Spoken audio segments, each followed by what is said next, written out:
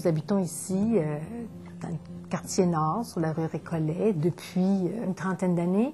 Et il y a 5 ans, commençaient à apparaître des architectures non pertinentes.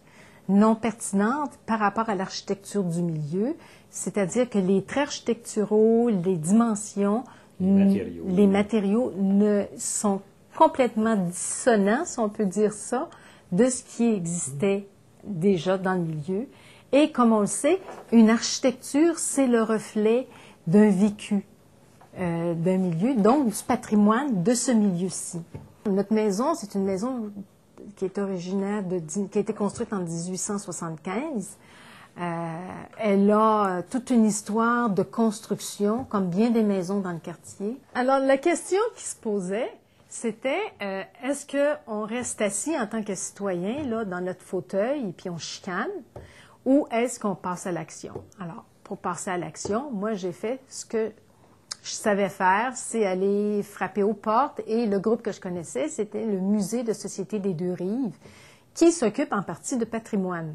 La rencontre suivante s'est faite autour de la table en présence de partenaires pour la revitalisation des anciens quartiers, du Musée de Société des Deux-Rives, et il est ressorti de cette rencontre-là que la solution, c'était de créer un comité de citoyens. Il y a environ 2 ans et demi, 3 ans, le musée s'est fait approcher par un groupe de citoyens du quartier nord de Salaberry-de-Valleyfield. Ces citoyens-là sont venus nous voir pour nous proposer un projet. Ils se rendaient compte que les gens du quartier ne connaissaient pas vraiment l'histoire de leur quartier. Donc, ils ont commencé vraiment en s'intéressant à la mémoire du quartier. Comment le quartier a été fondé, qui y habitait, qu'est-ce qui se passait dans le quartier nord au 19e, au 20e siècle. Ce comité est un comité qui relève directement du PRAC, des partenaires pour la revitalisation des anciens quartiers, mais qui a demandé la collaboration du Musée de Société des Deux-Rives parce que leurs actions étaient vraiment très liées avec celles que le musée faisait déjà dans la ville de Valleyfield.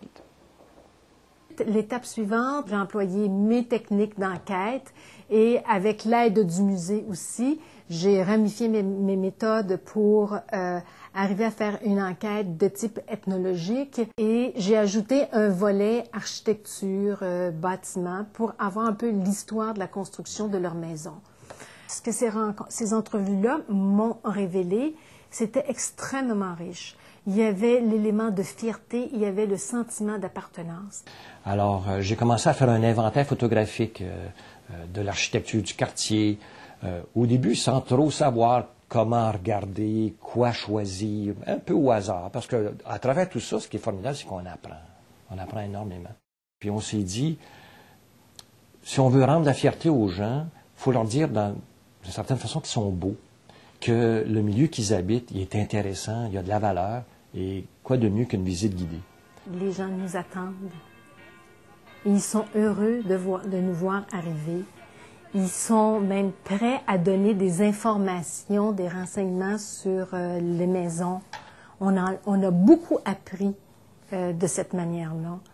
Et ça redonne au quartier la vie qu'il y avait autrefois, un peu, pendant la visite. Une vie qui se faisait dehors, une vie où les gens partagent, échangent entre eux, s'entraident beaucoup. Ils nous apportent énormément au cours de nos visites. C'est vrai qu'on a fait des recherches. C'est vrai qu'on a fouillé l'histoire, les styles architecturaux et tout ça. Mais eux, ils nous apportent des anecdotes sur le vécu du quartier, comment les enfants s'amusaient. Puis là, dans telle maison, c'était le réparateur de bicyclettes. Puis là, c'était le vendeur de cigarettes. Puis là, il y avait une épicerie. Puis te souviens-tu des enfants qui restaient là? Puis c'est extraordinaire. Et les gens du groupe qui disent, vous étiez pas à la 3e année avec sœur une telle? Ben oui, ben on était dans la même classe. Juste ça, là, ça vaudrait la peine de faire ce qu'on a fait. C'est tellement extraordinaire. Mais là, les gens qui venaient à la visite guidée, ils voulaient en savoir plus. Ils voulaient avoir des copies, des photographies, par exemple, qui étaient montrées dans le cadre de cette visite-là, où ils voulaient prendre des notes ou avoir quelque chose sous la main.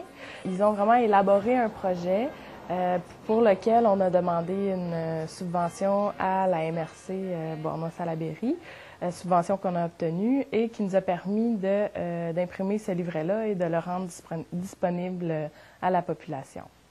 Un livret d'accompagnement, qui n'est pas de type historique, vous savez, à telle date, en tel endroit, telle construction, telle chose. Non, c'est pas ça. C'est plutôt des notes, un aide-mémoire qui accompagne le visiteur. Si on veut amener, par ces visites-là, amener les gens à voir le vécu qu'il y a derrière les planches. Ça demande la disponibilité, puis c'est un projet qui est mené par des bénévoles, donc ça demande aussi vraiment beaucoup de passion et de travail. Donc pour les membres du comité épaulés par le musée, par le PRAC, c'est clair que c'est un projet là, qui leur a demandé vraiment beaucoup d'énergie, beaucoup de foi aussi en leur projet. On fait ça, en fait, en plus de tout ce qu'on fait. C'est en train de devenir quasiment un travail à temps plein. Il y a des belles rencontres qui ont lieu à ces moments-là parce que on va avoir une douzaine de personnes qui viennent un dimanche après-midi et là-dessus, il y en a 3, 4, 5, 6 parfois qui ont été à l'école ensemble. Les participants à la visite, ils sont intarissables.